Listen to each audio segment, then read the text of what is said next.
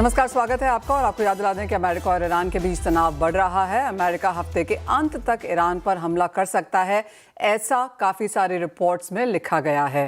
अंतिम फैसला यहाँ पर ट्रंप लेंगे और इवन एज दोनों कंट्रीज़ के बीच में यहाँ पर मीटिंग हुई है, उसके बावजूद दोनों कंट्रीज़ यहाँ पर काफ़ी सारी मिलिट्री ड्रिल्स करती रही हैं। यूएस ने यहाँ पर एयर कैरियर्स जड़ाए हैं और साथ ही साथ यहाँ पर काफ़ी सारी अब रिपोर्ट्स भी आती हुई नजर आई हैं। वहीं अगर सोने चांदी की बात की जाए तो यहाँ पर MCX ने अतिरिक्त मार्जिन हटा दिया है। पिछले कुछ समय में हमने देखा है कुछ स्टेबिलिटी यहाँ पर सोने और चांदी दोनों के प्राइसेस में आती हुई नजर आई है। पहले प्राइसेस बहुत ज़्यादा चढ़ रहे थे, दिन में 10, 15, 20% की यहाँ पर मूवमेंट बनती हुई नजर आ रही थी और इसीलिए सोने और चांदी दोनों के मार्जिन यहाँ पर काफ़ी बढ़ गए थे। सोने की अगर बात की जाए तो 25 से 30% और चांदी में एक समय तक 65% भी हमने यहाँ पर मार्जिन बढ़ते हुए देखे। इन सब पर बात करने के लिए हमारे साथ SK ज्वेलर्स से संजीव गर्ग हैं, मिरा एसेट शेयर खान के रिसर्च एनालिस्ट मोहम्मद इमरान हैं और साथ ही केडिया एडवाइजरी से अजय केडिया, गंगानगर कमोडिटी से अमित खरे हैं। आप सभी का कार्यक्रम में स्वागत है। सबसे पहले बात यहाँ पर कच्चे तेल की करेंगे और वो प्राइसेस आपकी स्क्रीन पर लेके आएंगे। ओवरनाइट हमने 4% की तेजी आते हुए देखी है। इमरान, अगर हम प्राइसेस एज ऑफ नाउ देखें तो सपोर्ट है, $70 के आसपास के लेवल्स हैं।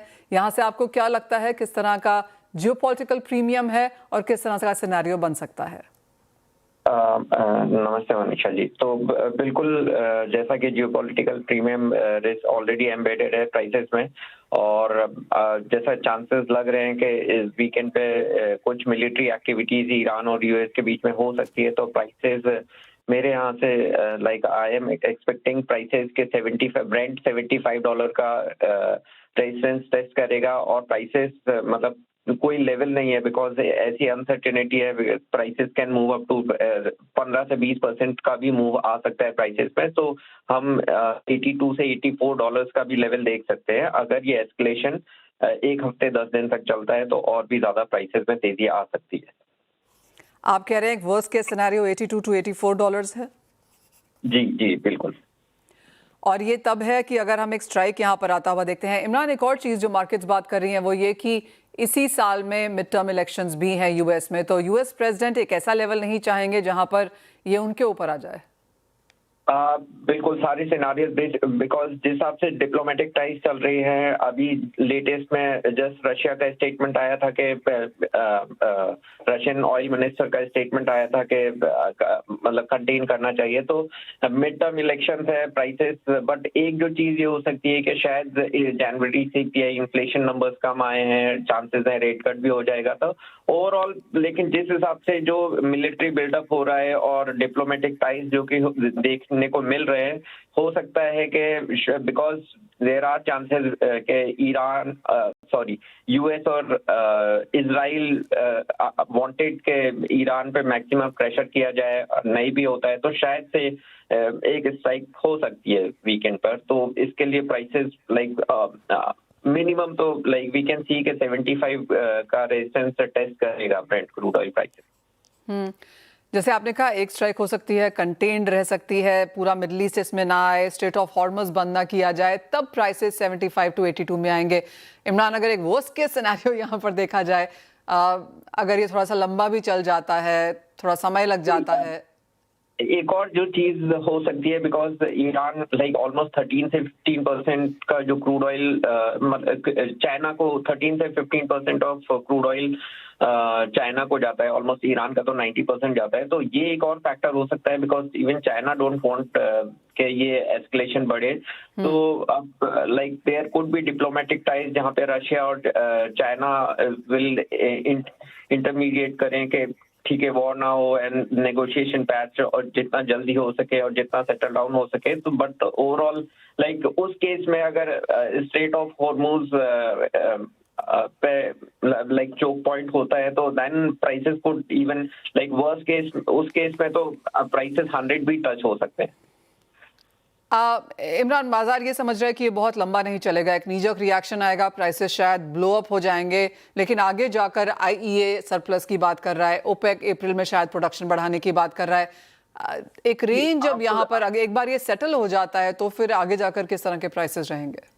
But see there are also जैसे अभी लेटेस्ट नंबर्स हैं कि रशिया ने अपनी लास्ट ईयर भी ड्रिलिंग कम कर दी है उनका production, because they are anticipating slow down, exports नहीं हो रहे हैं तो उन्होंने प्रोडक्शन स्लो डाउन किया है। इवन आप देखेंगे परमियन बेसिन जहां से रशिया यूएस का सबसे ज्यादा शेल ऑयल प्रोडक्शन होता है वो भी पीक कर रहा है। आप देखें कि लास्ट ईयर का जो अक्टूबर में जो पीक हुआ है उसके बाद से प्रोडक्शन नहीं जा रहा है। और पिछले 10 साल में लाइक अभी आप देखें कि यूएस का जो 13 मिलियन बैरल या 13.5 मिलियन बैरल पर डे का प्रोडक्शन है उसमें से 10 मिलियन बैरल का प्रोडक्शन तो शेल से आता है। बट शेल में भी अब वो लाइक लास्ट 10 साल में वो एक लेवल तक रीच हो गए जहाँ पे इजीली जो ड्रिलिंग हो सकती थी वो पॉइंट हो चुका है। Now they would need more capex और पर डॉलर पे उनका प्राइसेस और ज्यादा बढ़ जाएगा। तो यहाँ पे मुझे लगता है कि जो एक्सपेक्टेशन थी कि यूएस से और ज्यादा क्रूड ऑयल आ सकता है वो कहीं ना कहीं लाइक 13 मैक्सिमम 14 मिलियन बैरल तक का प्रोडक्शन आप यूएस से देख सकते हैं। सो ऑयल प्राइसेस में जो बिल्डअप जो ग्लट दिख रहा है वो इतना नहीं दिख रहा है। And even OPEC holds the cards where 40% of the crude oil is pumped through OPEC countries, OPEC plus countries. तो इवन जो मैक्सिमम पीक डिमांड होगा अप्रैल से अक्टूबर तक तो वहां पे भी they will hold the card जहां पे उन्होंने already they have seen that production pause कर दिया है जो रिस्टोरेशन था। तो कहीं ना कहीं लाइक 1 से 1.5 मिलियन बैरल तक का फिर भी आप सरप्लस देख सकते हो because of slow down in China and US. Imran बहुत शुक्रिया साथ जोड़ने के लिए। तो क्लियरली एक वर्स्ट केस सिनेरियो यहाँ पर 75 या 85 तक बन सकता है, लेकिन एक सेंस यहाँ पर अपने एक्सपर्ट से भी ले लेते हैं। हमारे साथ अजय हैं। अजय, आपको क्या लगता है क्या क्रूड में रणनीति होनी चाहिए? वीकेंड तक के जो कंसर्न्स हैं और यहाँ से आप क्या करने की राय देंगे? नमस्ते वंशा जी। बिल्कुल काफी इंपॉर्टेंट होने वाला है अगला एक हफ्ता, क्योंकि आज फेड के मिनट्स भी आने हैं और साथ में रशिया यूक्रेन, लेकिन सबसे लाइमलाइट में जो है वो यूएस और ईरान है। मैं जस्ट अभी स्कैन करके देख ही रहा था कि पास्ट में अगर स्ट्रेट ऑफ होर्मुज में या ईरान में कुछ भी एक्टिविटी तो कच्चे तेल में कैसे मूव होता है। तो एक इंटरेस्टिंग डेटा है 2002 में जब इराक वॉर बिल्टअप हुआ था, जब 25 का बढ़ा था, उसके बाद हमने 8-10% देखती है। जैसे मैं लास्ट भी कहा था कि अगर 70 के ऊपर ब्रांड भी क्लोज कर जाता है तो बड़ा मूव दिख सकता है, जो मुझे लगता है तकरीबन $85-86 तक का लेवल दिखा सकता है। और यूएस डेफिनेटली इस बार मिड टर्म इलेक्शन भी है और यूएस चाहता नहीं है कि ऐसी कोई लड़ाई में उसका इन्वॉल्वमेंट आए। छोटे यूएस और ईरान में देखेंगे तो हार्डली वो 1 या 2 दिन वापस शांत हो गया। नहीं, वेनेजुएला में देखे तो खाली 3 घंटे के एस्केलेशन में हमने चीजों को तो कैसे कहा कि ये बड़ा मेजर वॉर जैसी सिचुएशन नहीं रहेगी। अगर कुछ इश्यू आता है तो तेल बढ़ सकता है, बट इस बार उनका का तेल है तो लेट्स सी उस पे कैसे मूव होता है। बट टेक्निकली सस्टेन कर जाता है तो एक 10 से 12 डॉलर मिनिमम एक स्पाइक आ सकता है, जिसका रिएक्शन हम डबल वैल्यू के साथ रुपए की गिरावट दिखाई 6,600 6,700 का लेवल भी दिखाते हैं। ऑल राइट, तो यानी कि अच्छी खासी तेजी की एक्सपेक्टेशन यहाँ पर है। जिस तरह का भी रिएक्शन हम इस हफ्ते में आता हुआ यहाँ पर देखते हैं। अमित, आप कैसे देखेंगे कच्चे तेल के प्राइसेस को, साथ ही साथ नेचुरल गैस जहाँ पर अच्छी खासी गिरावट जारी है? नमस्कार मनीषा जी, बिल्कुल मोमेंटम बना हुआ है और ये जो वॉर की कंडीशन बनी है इससे क्रूड ऑयल ने और जो है अपसाइड का मूवमेंट दिया है। अभी भाव अगर फरवरी वाले एमसीएक्स के हिसाब से मैं देखूं तो लगभग 6,000 के आसपास का प्राइस चल रहा है। मेरे को लग रहा है 200 से 250 रुपए की तेजी भी इसमें और देखने को मिल सकती है एज पर एमसीएक्स वायदा। वहीं पे अगर हम ब्रेंट क्रूड की बात करें तो ब्रेंट क्रूड का भी रिसेंट में जो प्राइस मेरे को दिखाई दे रहा है 71 के आसपास है। ये मेरे को लग रहा है ऊपर में 76 और 77 के आसपास के भाव जो है दिखा सकता है। वहीं पे अगर हम नेचुरल गैस की बात करें तो नेचुरल गैस का प्राइस अभी देखा जाए 278 है। इसका ट्रेंड जो है करंट में दिखाई दे रहा है नेगेटिव, तो बेचने की सलाह रहेगी। इसके जो लेवल है 280 से लेकर 282 रुपए, ये इसके बिकवाली के पॉइंट है। 296 रुपीज का स्टॉप लॉस रहेगा और इसके लिए 252 रुपए के टारगेट रहेंगे। मनीषा जी, ऑल राइट, तो कुछ मुनाफा वसूली यहाँ पर लगातार बनती रह सकती है, चाहे वो नेचुरल गैस है या फिर कच्चा तेल। लेकिन इसी के साथ एक ब्रेक के लिए भी रुकेंगे। ये तो बात हुई कच्चे तेल की, लेकिन ब्रेक के बाद यहाँ पर चांदी की बात करेंगे, क्योंकि ओवरनाइट मार्केट्स में जितनी बढ़त हमने कच्चे तेल में आते हुए देखी उतनी ही चांदी में भी देखी। 4.5% की तेजी ओवरनाइट थी और फिलहाल एशियन यूरोपियन मार्केट्स में और बढ़त है। यहाँ पर क्या फंडामेंटल्स हैं बताएंगे आपको। हमारे साथ गांधी डेस्क के ज्वेलर्स के संजीव गुट जुड़ चुके हैं। संजीव जी नमस्कार। और जिस तरह से चांदी में हमने उठापटक यहाँ पर आते हुए देखी है, कैसे देखते हैं आप करंट प्राइसेस और क्या इम्पैक्ट है इसका खरीदारी पर ऑन ग्राउंड? अभी मंडे को जो सेलिंग प्रेशर आया था, चांदी 227 के आसपास चली गई थी और जियो पॉलिटिक्स और इकोनॉमी अस्थिरता के कारण एक और बार के कारण जो अमेरिका का एक कल पोत पे जाके सैनिक पोत आगे तो उसमें एक अपसाइड ट्रेंड देखने को मिल रहा है। अभी कोई एक्शन करता अमेरिका तो आई थिंक प्राइस थोड़े हाइक होने के चांसेस है। अभी जैसे चांदी में 225 से लेकर 260 तक एक मूवमेंट प्राइस चल रहा है। यहाँ से किस तरह की कैलकुलेशन आप बना रहे हैं कि प्राइसेस किस तरफ जा सकते हैं? बाय द वे कोई अमेरिका मार करता है तो प्राइस हाइक हो सकते हैं, वो अनसर्टेन है कितने ऊपर जा सकते हैं। अभी बेसिकली कि मार्केट में जो 4,20,000 का जो बबल्स आया था, एकदम से बबल्स फूटा जिससे जो इन्वेस्टर थे वो सब फंस गए हैं इसके अंदर। अभी तो एक बैंक अभी मार्केट में नहीं दिख रही है और जिसके कारण एक सेलिंग प्रेशर एक इंटरनेशनल लेवल पे बना हुआ है। Sanjeev ji, as of now पिछले हफ्ते तक यहाँ पर प्रीमियम था बाजार में, इस हफ्ते हमने सुना है कि डिस्काउंट भी आ रहा है। क्या डिस्काउंट में लोगों की लेवाली है या फिर जैसे आपने कहा काफी लोग फंस गए हैं तो कोई बहुत नए एंट्रेंट्स यहाँ पर नहीं है? अभी एक्चुअल में बाइंग पोजीशन इस टाइम नहीं है क्योंकि जो बाइंग कर चुके थे वो प्रयास कर रहे हैं सेलिंग के लिए। तो मार्केट में सेलिंग ज्यादा आ रही है तो इसके कारण प्रीमियम भी माइनस में चला गया है। लोग मुनाफा वसूली भी कर रहे हैं क्या? लोग पुरानी चांदी लेकर आ रहे हैं, चांदी लेकर आ रहे हैं बेचने के लिए, या वो सिनेरियो नहीं है? वो सिनेरियो था 2.5 लाख से लेकर जब 4 लाख का था। अभी मार्केट हो गया है और अभी शादी का भी सीजन चल रहा है और इसके कारण भी मार्केट में इतना मूवमेंट नहीं है कि जिस हिसाब से मार्केट में जो मूवमेंट आना चाहिए थे। भाव की अस्थिरता बहुत लंबी हो गई। आपने भी देखा होगा था कि दिवाली पे 2 लाख चली गई थी, फिर 1,40,000 आई, 1,40 से लेकर फिर 4,20 तक मार्केट में गए। उसके फिर चांदी 2,25 तक प्लेस में आ गई थी। तो इतना एक लंबा मूवमेंट।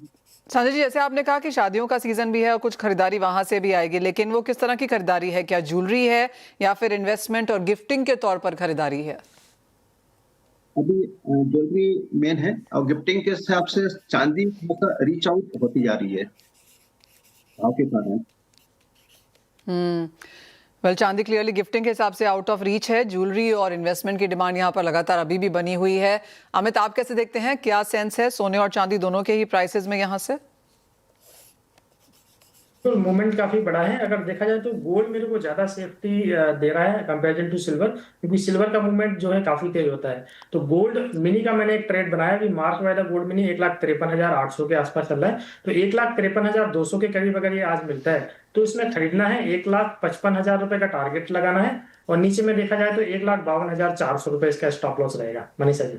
अजय, आप कैसे देखेंगे चांदी के प्राइसेस में यहाँ से क्या करने की राय है, या जिस तरह की वॉल्टिलिटी यहाँ पर देखने को मिली है वो आगे जारी रह सकती है? चांदी में $70 का लेवल बहुत क्रूशियल होल्ड कर चुका है। गोल्ड रेशियो में गिरावट बताता सोना तेज है, बट मुझे लगता है चांदी भी बहुत स्ट्रांग रहेगा। यहाँ पे मुझे लगी 2,52,000 का लेवल जाता है कि जो एक्सपेक्टेशंस अगर बढ़ते हैं तो थोड़ा व्यू बड़ा बना के चलिए। जहाँ 2 लाख पहले मार्च वाले ले चलिए 2 लाख। अजय, आपकी आवाज बहुत क्लियर नहीं है, आपको फिर से यहाँ पर पैच ऑन करने की कोशिश करते हैं। जो मुझे सुनाई दिया वो ये कि $70 के आसपास एक स्ट्रॉन्ग सपोर्ट फिलहाल बनता हुआ नजर आ रहा है। अमित, आपको क्या लगता है क्या रेंज चांदी की यहाँ पर रह सकती है for the very near term? क्योंकि हम पहले डिस्कस कर चुके हैं कि बहुत सारा डेटा है यूएस की तरफ से आना आज भी है, जियोपॉलिटिकल टेंशंस भी हैं। क्या इसका फायदा सोने और चांदी दोनों को मिलेगा? जी मनीष जी, सिल्वर अगर हम इंटरनेशनल की बात करें तो मेरे को लगा $69, जैसा कि अजय सर ने भी बताया, स्पॉट के अकॉर्डिंग वो एक अच्छा सपोर्ट का काम करेगा। प्राइस अगर $69 को होल्ड कर रहा है तो मेरे को लग रहा है ऊपर में 86 से लेके $87 के आसपास के भाव देखने को मिल सकते हैं। अभी 78 के आसपास का इसका मोमेंटम दिखाई दे रहा है। तो 69 नीचे और 86 ऊपर, ये स्पॉट सिल्वर की रेंज रहेगी। अगर हम मार्च वाइदा सिल्वर एमसीएक्स की बात करें तो मेरे को लग रहा है 2,25,000 रुपए का जो लो अभी इसने रिसेंट में बनाया था वो 2 बार इसने होल्ड किया। फर्स्ट अटेम्प्ट में 2,25,800 का लो बनाया और सेकंड अटेम्प्ट में 2,26,078 का लो बनाया। अगर ये लो होल्ड हो जाता है तो मेरे को लग रहा है ऊपर में वापस फिर से 2,62,000 रुपए के आसपास के भाव देखने को मिल सकते हैं। मनीषा जी। साथ ही कॉपर में क्या करने की राय है? कुछ मुनाफा वसूली यहाँ पर जारी है? कॉपर में देखा जाए तो जब तक प्राइसेस 1200 रुपए के ऊपर नहीं सस्टेन होते हैं तब तक मेरे को नहीं लग रहा कि इसमें फ्रेश तेजी का व्यू बनाना चाहिए। 1200 रुपए के स्टॉप लॉस से सेल ऑन राइज की स्ट्रेटजी इसमें अपनानी चाहिए। नीचे में 1130 रुपए के भाव देखने को मिल सकते हैं। चाइना भी अभी हॉलीडे पे है, 23 तारीख तक उसका हॉलीडे, तो मेटल्स की डिमांड ऐसी खासी कुछ ज्यादा निकल के नहीं आएगी। चाइना वापस के बाद मेरे को लग रहा है बाइंग निकल के देखने को मिल सकती है। तो अभी हाल फिलहाल कॉपर 1180-85 की रेंज में बेचें, 1200 को ऐसे लगाएं और नीचे में 1130 के टारगेट रखने चाहिए। ऑलराइट, तो कुछ मुनाफा वसूली यहाँ पर कॉपर में जारी रह सकती है। 1.5% की गिरावट के साथ फिलहाल आपकी स्क्रीन पे कारोबार। अजय के साथ संपर्क फिर से जुड़ा है। अजय जी, आप कैसे देखते हैं चांदी और कॉपर दोनों में ही क्या करने की राय है? मुझे लगता है कि $70 का जो लेवल था वो ब्रेक कर सपोर्ट कर चुका है।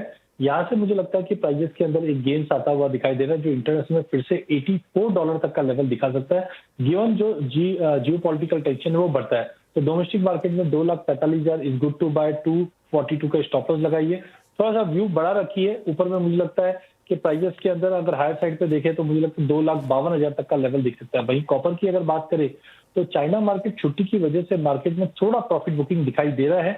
यहाँ पे हायर साइड पे मुझे लगता है दबाव रहेगा।